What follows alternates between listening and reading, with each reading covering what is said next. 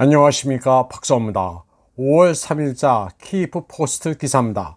우크라이나 우정국이 새로 디자인한 우표를 소개하고 있습니다. 야간에 드론으로 크렘린을 기습해 성공했음을 알리고 있습니다. 크림의 케르치 대교가 폭파될 때도 우크라이나 애들은 이런 짓을 한 적이 있습니다. 자기네가 했다고 선전하고서도 안 했다고 오리발을 내미는 게 우크라이나 애들 장기입니다. 이 우표는 빼도 박도 못하는 증거입니다.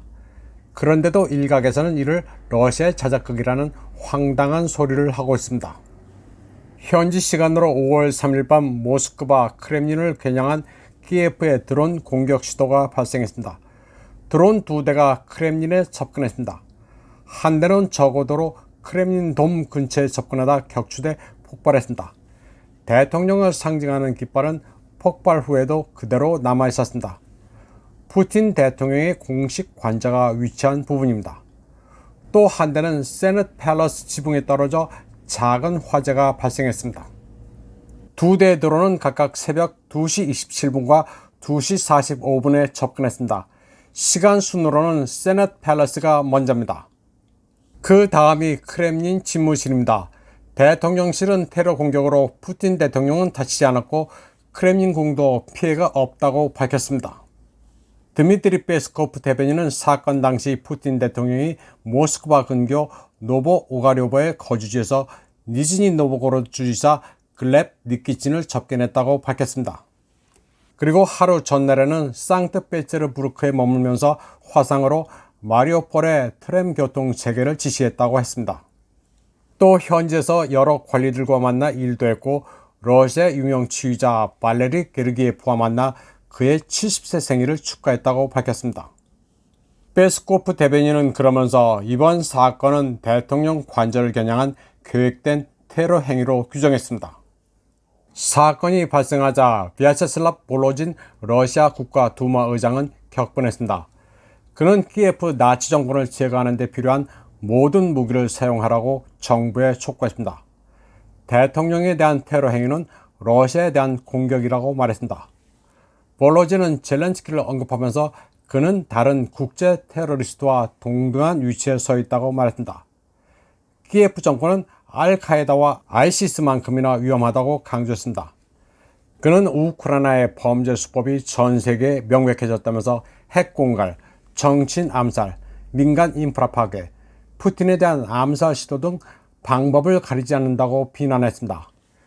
비아체슬랍 볼로진은 또 키예프 정권은 러시아, 유럽, 나아가 전 세계 안보를 위협하고 있다고 덧붙였습니다. 그리고 젤렌스키 정권에 무기를 공급하는 서방 국가들이 테러 활동의 공범이라고 말했습니다. 또 크렘린에 대한 공격 시도가 발생한 만큼 젤렌스키 정권과의 협상은 있을 수가 없다고 했습니다. 그러면서 러시아 입법부는 키예프 테러 정권을 저지하고 파괴할 수 있는 무기 사용을 요구할 것이라고 말했습니다. 드미트리 메드베제프 전 러시아 대통령은 우크라이나와 나치 독일을 비교했습니다. 그는 젤렌스키와 그 일당들을 물리적으로 제거하는 수밖에 없다고 분개했습니다. 그는 젤렌스키가 무조건 항복하더라도 서명할 필요가 없다고 말했습니다. 아돌프 히틀러도 항복 문서에 서명한 적이 없다면서 그냥 제거하면 될 일이라고 말했습니다. 러시아가 분개하면서 보복을 다짐하자 키예프는 자기네들이 사건과 무관하다고 주장했습니다. 젤렌스키 대통령의 대변인 세르히 니키포로프는 크렘린 공격에 대한 정보가 없다고 말했습니다. 그는 BBC 러시아 어판과의 인터뷰에서 키예프는 다른 나라를 공격하지 않고 영토 해방에만 주력한다고 주장했습니다.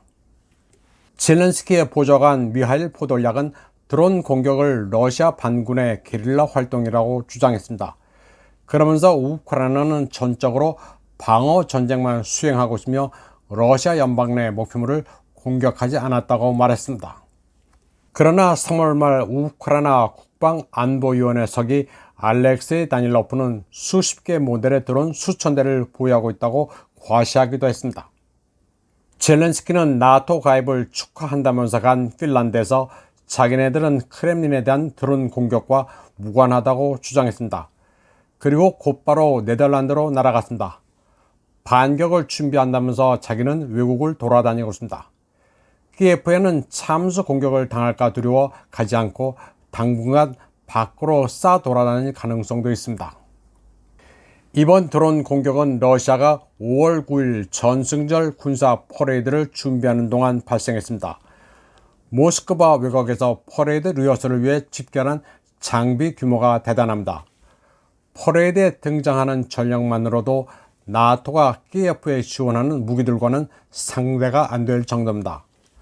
러시아군의 전차, 장갑차가 거의 동일하다는 것은 새빨간 거짓말입니다.